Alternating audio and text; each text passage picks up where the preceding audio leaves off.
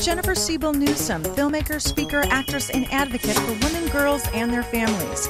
Newsom is the writer, director, producer of the 2011 Sundance documentary film Misrepresentation, which explores how the media's representations of women have led to the underrepresentation of women in positions of power and influence.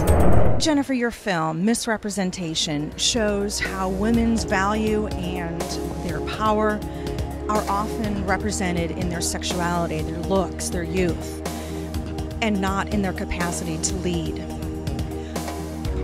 Have you experienced any misrepresentation, misjudgment in your life? I mean, sure. I talk about it a little bit in the documentary. I've definitely experienced it. You can't be married to a politician and not experience it, or even date a politician and not experience it.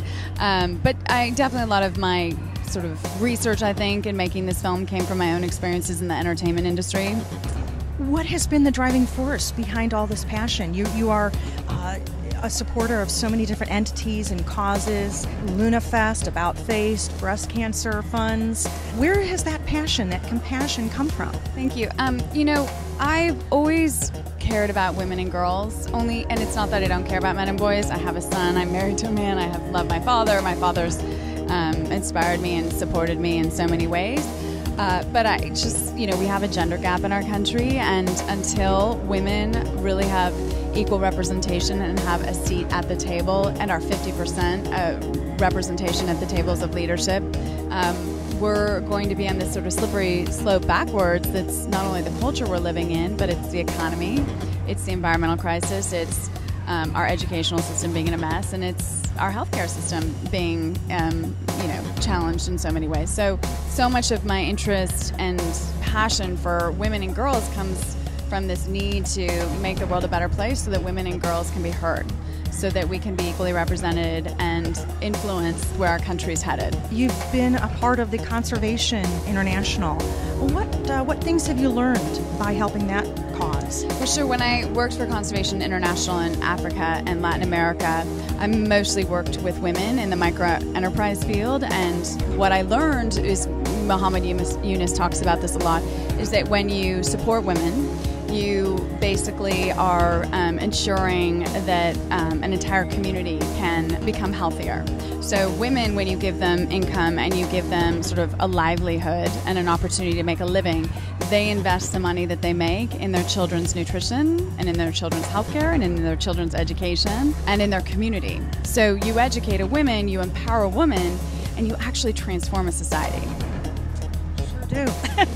So if we didn't have the film and entertainment industry, TV, that provides such a strong image for women, do you think we'd have some of these inequalities?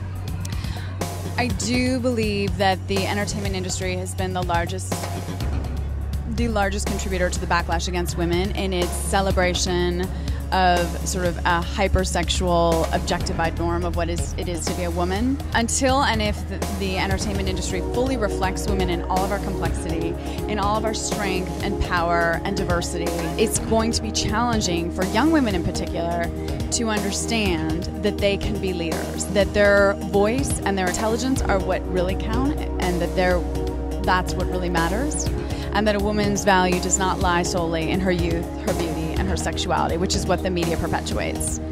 You've had some great interviews with Rachel Maddow, Katie Couric, Nancy Pelosi, among others. What have you learned from those women leaders? I've learned so much from all of the women that we interviewed in the documentary. I probably in some ways learned the most from some of the young girls. I do believe mentoring is a two-way street.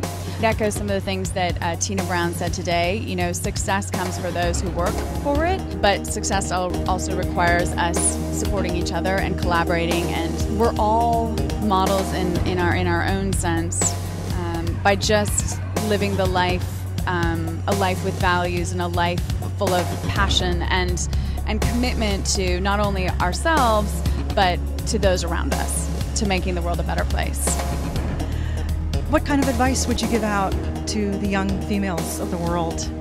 I would recommend to all young women to really discover what's unique and special about them, and be true to who they really are and to what's authentic about them, and to use their voice, to speak out and to challenge the status quo, because the status quo is not reflective of the dynamism of the intelligence and of the power of our gender.